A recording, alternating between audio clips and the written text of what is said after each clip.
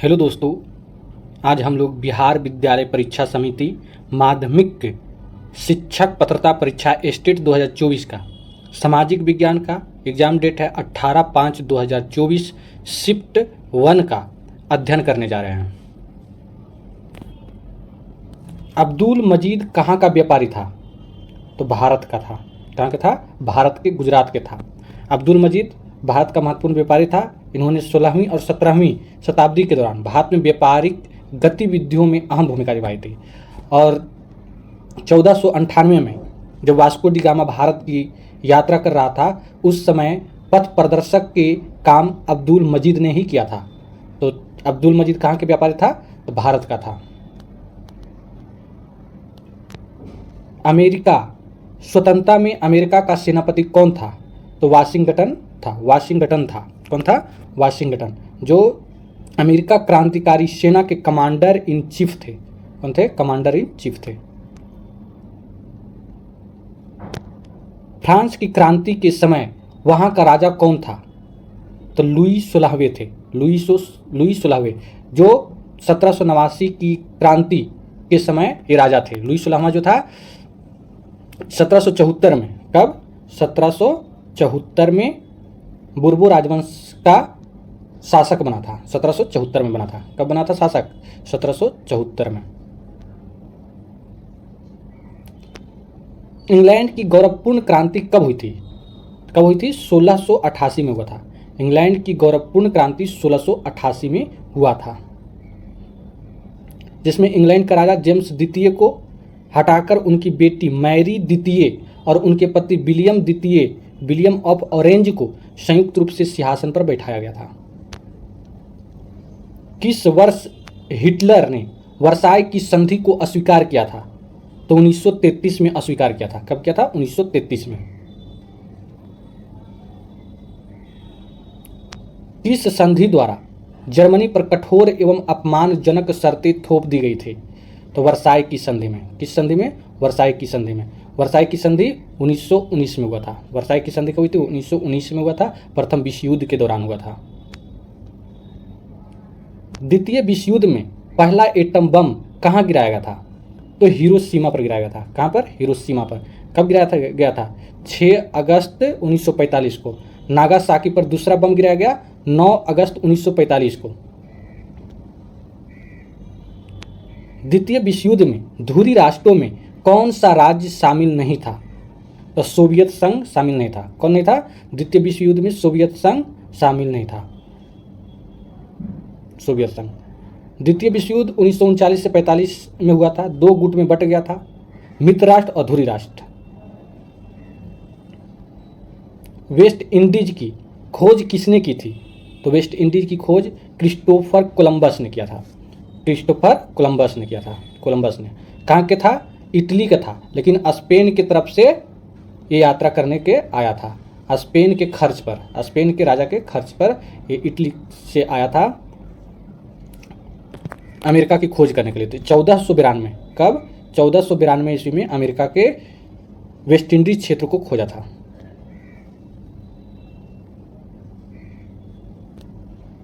Princeton युद्ध कहाँ हुआ था? तो प्रिंसटन युद्ध जो है न्यू जर्सी में हुआ था। कहाँ हुआ था? न्यू जर्सी में। प्रिंसटन की लड़ाई जनवरी 1777 में न्यू जर्सी के प्रिंसटन शहर के पास लड़ी गई थी। तो प्रिंसटन युद्ध न्यू जर्सी में हुआ था। झारखंड को राज्य का दर्जा कब मिला था? तो 15 नवंबर 2000 ईस्वी को। 15 नवंबर 2000 ईस्वी को राज्य का दर्जा मिला था। चुआर विद्रोह कब शुरू हुआ? चुआर विद्रोह 1771 में शुरू हुआ था। चुआर विद्रोह कब शुरू हुआ था? 1771 में। किस जिले में हुआ था? मिदनापुर जिले, बंगाल के मिदनापुर जिले में हुआ था। कोल विद्रोह कब हुआ था? कोल विद्रोह 1831-32 में हुआ था। कोल विद्रोह कब हुआ था? 1831-32 में हुआ था, झारखंड में। निम्नलिखित में कौन से बाजरा है? बाजरा कौन है? तो एक से ज़्यादा विकल्प जो है बाजरा है। ज्वार भी है और रागी भी है, तो ये दोनों जो है बाजरा है। ज्वार और रागी, मक्का नहीं। तो ये हो जाएगा एक से ज़्यादा विकल्प सही है।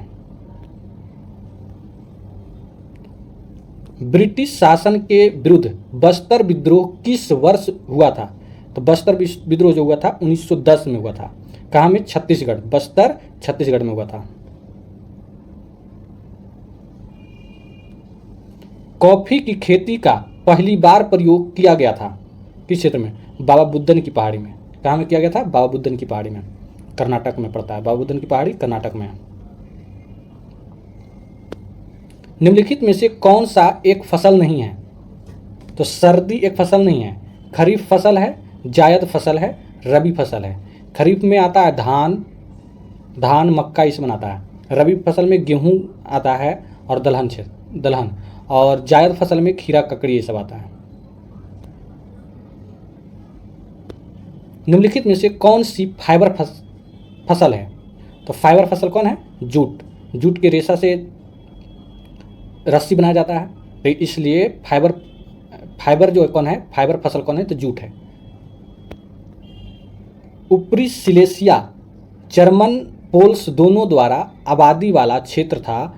राष्ट्र संघ ने जर्मनी और पोलैंड के बीच अपर सिलेसिया के मुद्दे का समाधान कैसे किया? तो क्षेत्र को विभाजित किया था। ऊपरी सिलेसिया जर्मन और पोल्स दोनों द्वारा आबादी वाला क्षेत्र था। राष्ट्र संघ के जर्मनी और पोलैंड के बीच अपर सिलेसिया के मुद्दे का समाधान कैसे किया? क्षेत्र को विभाजित करके किया था। डैश शासन ने समाचार पत्रों, पुस्तकों, नाटकों और गीतों में कही गई बातों को नियंत्रित करने के लिए सेंसरशिप कानून लागू किया गया और स्वतंत्रता और आज़ादी के विचारों को प्रतिबंधित किया गया। क्या था? रूढ़िवादी था। क्या था? रूढ़िवादी शासन था जिसमें ऐसा किया गया। निम्नलिखित में से कौन सी रबी फसल है? तो चना जो है रबी फसल है। गेहूं, चना, मटर ये सब क्या है? रबी फसल है। चावल, बाजरा, कपास ये सब क्या है? खरीफ फसल है। चावल, बाजरा, कपास ये सब क्या है? खरीफ फसल है। निम्नलिखित को कालानुक्रमिक क्रम में व्यवस्थित कीजिए। तो इसका हो जाएगा बी ऑप्शन। डिस्कशन देख लेते हैं। नेपोलियन का युद्ध कब से कब तक चला? तो 1803 से 1815। नेपोलियन का युद्ध 1803 से 1815। वियना की संधि 1815 में हुआ था, जिसमें नेपोलियन हार गया था वियना के संधि से पहले। स्वतंत्रता के लिए यूनानी संघर्ष 1821 से 1829 हुआ। स्वतंत्रता के लिए यूनानी संघर्ष कब हुआ? 1821 से 1829। ऑटोमन साम्राज्य में स्लाव राष्ट्रवाद 1830 से 1840 ईस्वी हुआ। निम्नलिखित में से किसे संयुक्त इटली पर पहला राजा घोषित किया गया था? तो किसको? विक्टर इमैनुअल II को का संयुक्त इटली का पहला राजा किसे घोषित किया गया था? विक्टर इमैनुअल II को। रूसी क्रांति के दौरान बोल्शेविक पार्टी के नेता कौन थे? तो लेनिन थे। कौन थे? लेनिन थे। रूसी क्रांति कब हुआ था? 1917 में हुआ था। अब बोल्शेविक पार्टी के नेता कौन थे? व्लादिमीर लेनिन थे। रॉलेट कानून किस उद्देश्य से लाया गया था? रॉलेट एक्ट किस लिए लाया गया था? क्रांतिकारी गतिविधियों पर अंकुश लगाने के लिए लाया गया था, जिसमें 2 वर्षों तक बिना कहे गिरफ्तारी किया जा सकता था। सीमांत गांधी किसे कहा जाता था? तो खान अब्दुल गफ्फार को सीमांत गांधी कहा जाता है। अलूरी सीताराम राजू कौन थे? तो आंध्र प्रदेश के आदिवासी नेता थे। इनका जन्म जो है 1897 में हुआ था। आंध्र प्रदेश के विशाखापत्तनम और पूर्वी गोदावरी क्षेत्रों में रंपा विद्रोह के नेतृत्व किए थे। तो रंपा विद्रोह के नेतृत्व किसने किए थे? अलूरी सीताराम राजू किए थे। इनका जन्म 1897 में हुआ था। आंध्र प्रदेश के विशाखापत्तनम और पूर्वी गोदावरी क्षेत्रों में रंपा विद्रोह का नेतृत्व किए थे। इंग्लैंड में चार्टिस्ट आंदोलन कब हुआ था?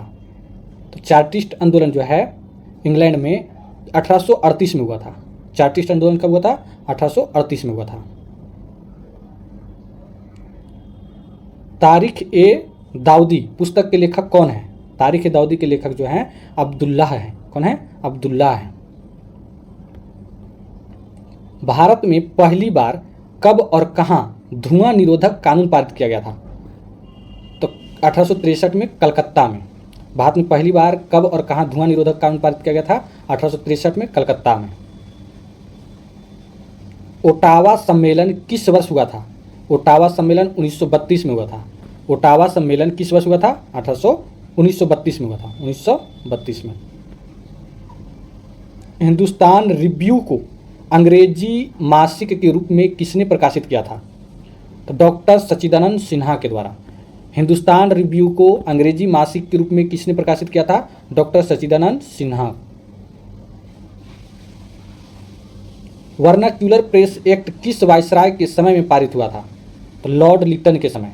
वर्नाक्यूलर प्रेस एक्ट 1878 में आया था। किसके समय पास हुआ था? लॉर्ड लिटन। इसको हटाया कौन?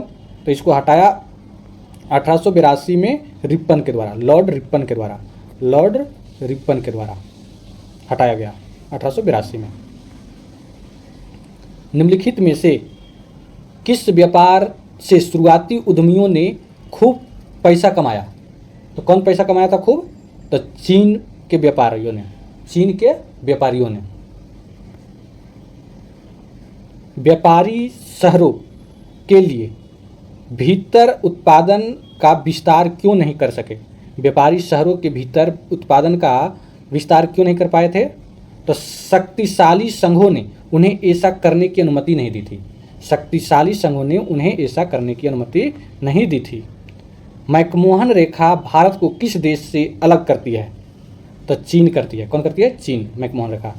मैकमोहन रेखा 1913-14 में शिमला समझौते के साथ हस्ताक्षर हुआ था मैकमोहन रेखा पर।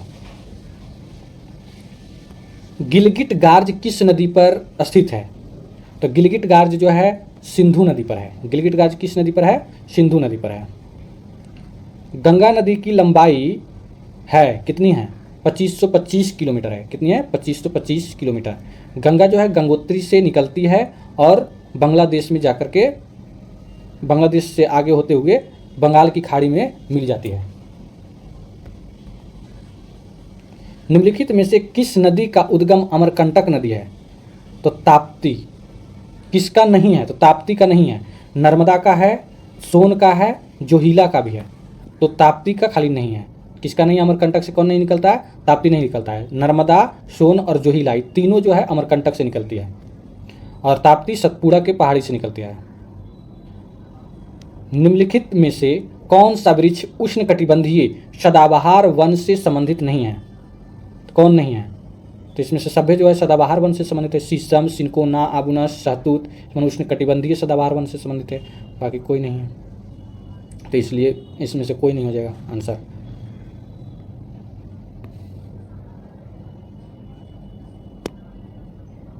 दच्ची ग्राम जो जम्मू कश्मीर में स्थित है क्या है?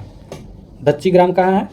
दच्ची ग्राम राष्ट्रीय उद्यान है। दच्ची ग्राम राष्ट्रीय उद्यान है। दच्ची ग्राम कहाँ है? तो ये जम्मू कश्मीर में। दच्ची ग्राम कहाँ है? जम्मू कश्मीर में है। निम्नलिखित में से कौन दक्षिण भारत की प्रमुख नदी प्रणाली नहीं है? तो ताप्ती नदी जो है दक्षिण भारत की प्रमुख नदी नहीं है। गोदावरी है, कृष्णा है, कावेरी है। ये मध्य भारत का है। ताप्ती जो है मध्य भारत का है। निम्नलिखित में से कौन पर्णपाती वनों की विशेषता है? पर्णपाती वनों की विशेषता क्या है? पेड़ एक विशेष मौसम के दौरान अपने पत्ते गिरा देते हैं, उसे पर्णपाती वन कहते हैं। भारत में जनसंख्या के असमान वितरण के लिए निम्नलिखित में से कौन सा कारक उत्तरदायी नहीं है? तो सरकारी नीतियां उत्तरदायी नहीं है, भौतिक विशेषताएं उत्तरदायी है, जलवायु भी उत्तरदायी है, सांस्कृतिक कारक भी उत्तरदायी है, लेकिन सरकारी नीतियां नहीं है।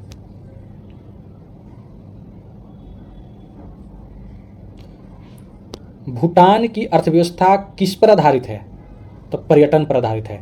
यहाँ की लगभग जो है भूटान में यातायात के साधनों का विकास नहीं हो पाया है। यहाँ जो भूटान 10% से भी कम भूमि कृषि कार्य में होती है। लगभग 70 से 80% यहाँ जो है भूटान की अर्थव्यवस्था पर्यटन पर आधारित है। ग्रीन हाउस प्रभाव का कारण है।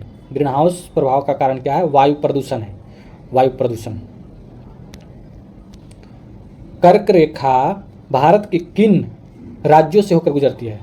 तो राजस्थान, गुजरात और मिजोरम, ऐसे ही 8 राज्यों से होकर गुजरता है। कर्क रेखा कितने राज्यों से गुजरता है?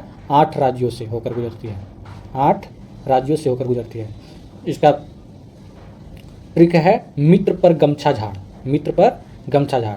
मित्र, मी से मिजोरम, त्रिपुरा, मित्र, पर पश्चिम बंगाल, और र से राजस्थान, पर गमछा, ग से गुजरात, म से मध्य प्रदेश, और छ से छत्तीसगढ़, गमछा, झाड़ झारखंड, हो गया 8 गो। कुल कितने राज्यों से होकर गुजरती है कर्क रेखा? 8 राज्यों से होकर गुजरती है। पैमाने की निम्नलिखित विधियों में से कौन सी एक सार्वभौमिक विधि है? कौन सी सार्वभौमिक विधि है? प्रतिनिधि अंश है। भारत में जल स्तर की गिरावट के लिए इनमें से कौन जिम्मेदार है? तो वनों की कटाई भी है, बढ़ती जनसंख्या भी है, कृषि गतिविधियां भी है, यानी ये सभी हो जाएगा।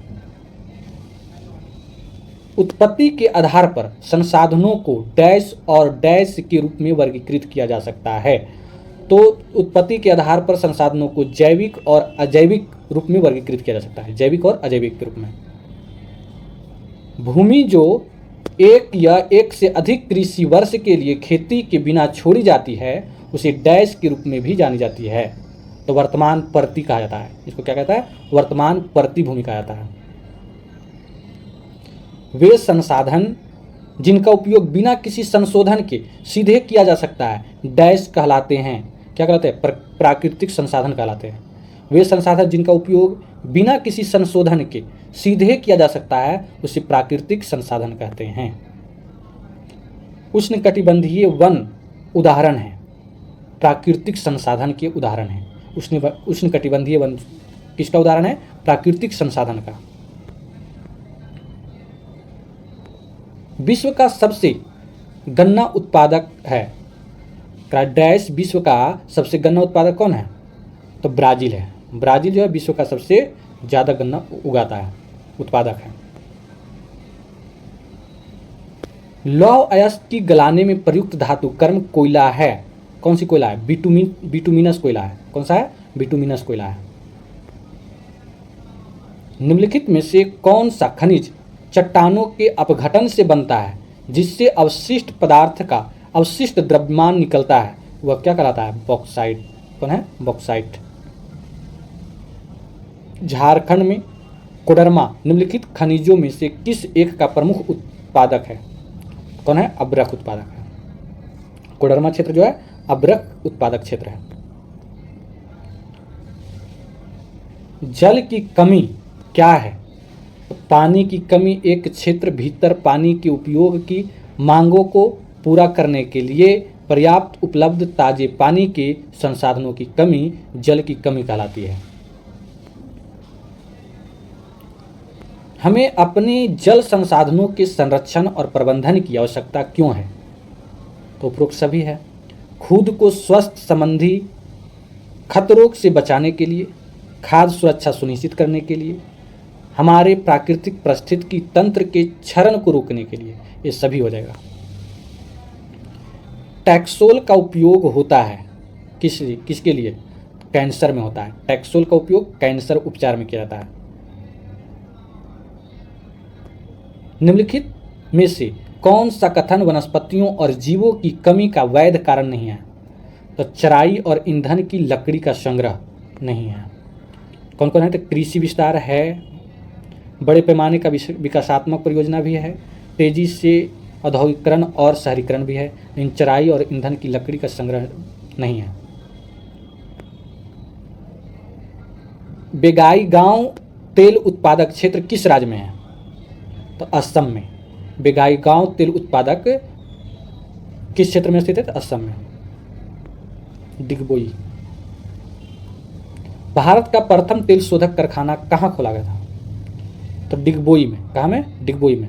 पहला कारखाना डिगबोई में खोला गया था। 1867 में माकुम में तेल कुआं खोदा गया था। पहले 1867 में माकुम में तेल कुआं खोदा गया था। दक्षिण भारत की सबसे बड़ी नदी घाटी परियोजना कौन है?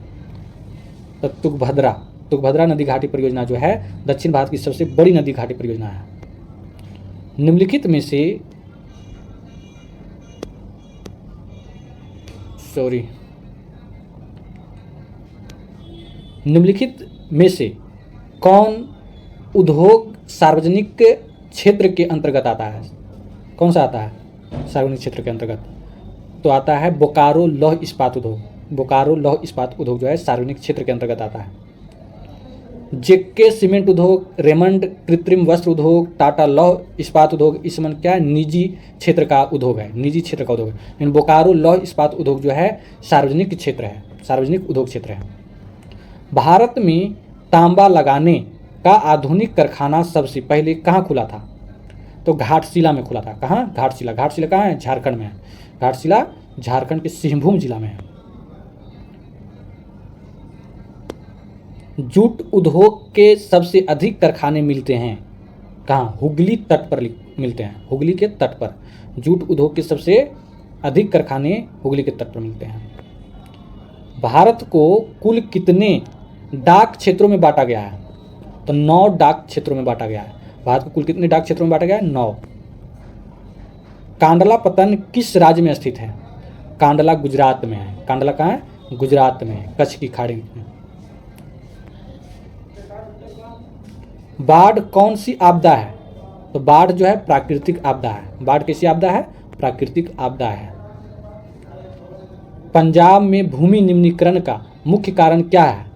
तो अधिक सिंचाई है। पंजाब में अधिक सिंचाई होता है जिसके कारण भूमि निम्नीकरण का मुख्य कारण है। बिहार का कौन सा नगर रेशम उद्योग के लिए प्रसिद्ध है? तो भागलपुर। भागलपुर को रेशम के लिए उद्योग के प्रसिद्ध है। रेशम उद्योग के लिए प्रसिद्ध कौन है? भागलपुर। कौन सा राज्य पायराइट्स का अग्रणी उत्पादक है? तो बिहार है। बिहार पायराइट्स उत्पादन में अग्रणी है।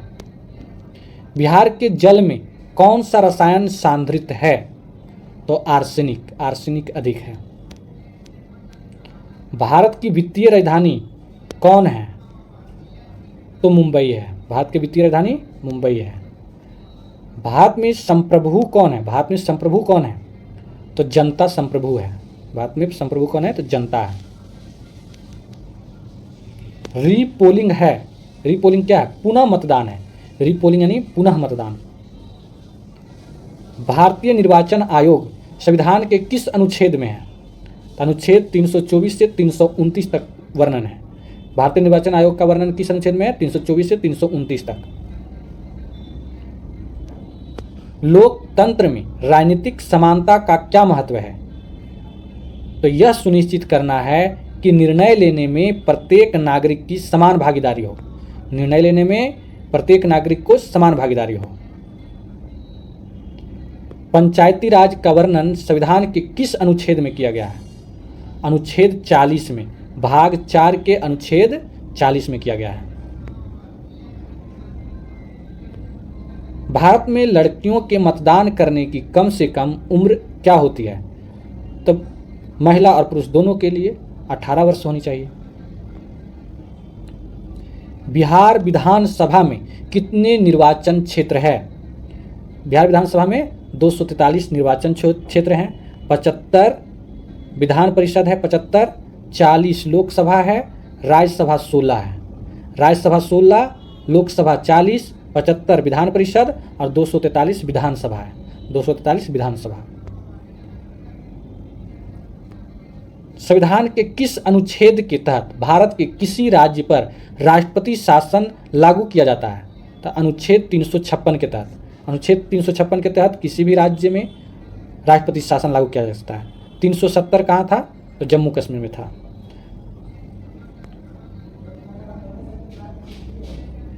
निम्नलिखित में से कौन लोकतांत्रिक चुनाव की एक अनिवार्य विशेषता है? तो सक्रिय नागरिक भागीदारी जो है, सक्रिय नागरिक भागीदारी जो है लोकतांत्रिक चुनाव की एक अनिवार्य विशेषता है। राजनीतिक कार्यपालिका में सर्वोच्च पद होता है? तो राष्ट्रपति का होता है। राजनीतिक कार्यपालिका में सर्वोच्च पद किसका होता है? राष्ट्रपति का होता है। विधानसभा का नेता कौन होता है? तो विधानसभा का नेता जो होता है मुख्यमंत्री होता है। बिहार में राज्यपाल विधान परिषद के कितने सदस्यों को मनोनीत कर सकता है? तो 1/6 भाग। 1/6 भाग जो है राज्यपाल मनोनीत कर सकता है। 1/3 भाग जो है ये स्थानीय स्वशासन के द्वारा चुना जाता है। 1/12 भाग शिक्षक और 1/12 भाग छात्रों के द्वारा चुना जाता है।